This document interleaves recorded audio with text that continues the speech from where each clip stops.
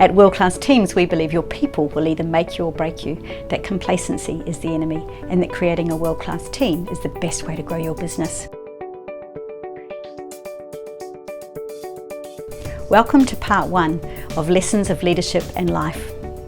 Many of you will remember that last week I shared with you the introduction to this series, a series born out of my experiences trying to get back to New Zealand to see my elderly parents. I learnt 6 lessons during that time, 6 lessons about leadership and life. And today is part 1. Leaders, you need to really live your values. It's so easy to say, live your values, isn't it? But it's much harder to live those values and to live them in the good times when you're on show and also in the times when no one is watching. If you're a leader, living those values very consistently actually means living them 95% of the time. So it's not enough to live them when it's easy. We have to live them when it's also difficult, when we're not on show, in those quiet, humble, day-to-day routine times as well. If you don't live your values 95% of the time, there's a massive impact on the way your leadership is perceived.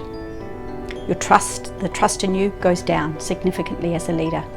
Respect for you declines dramatically, and your authenticity as a leader is brought into question. Jacinda Ardern campaigned on a value, be kind. And there are a couple of times that spring to mind straight away about times when she lived this value truly well. One was the Christchurch mosque attacks.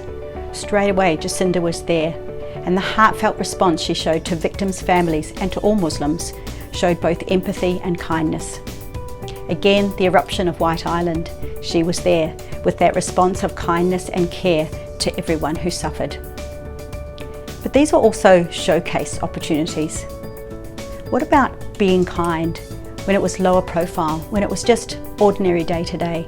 A New Zealand man living in Japan with his young family was terminally ill at just 48 years of age. He applied to come back to New Zealand to visit his family to say goodbye. Of course, he would quarantine for 14 days before seeing them. His application was denied. That's being kind? I realise this is not Jacinda Ardern's direct decision. However, the policy that is being followed to give a yes or no response to applications comes out of government policy, i.e. comes out of the leader. While my situation is not as dire as this poor man's, nevertheless, it's been really important for me to come back to see my parents. Mum and Dad are elderly and my mum is seriously unwell. I've been visiting them 5 to 6 times every year for the last 4 years. They always look forward to those visits, and certainly I look forward to spending precious time with them. Now I am able to visit them as a New Zealand citizen and on compassionate and compelling grounds. Even so though, visit number 1 has taken over 4 months with multiple obstacles, each of those obstacles causing more stress and more uncertainty. That's being kind. Further to this, I have to question the sense that, well, the Wallabies and the Pakistani cricket team and the American Cup team and all the entourage, they seem to come to New Zealand without these obstacles.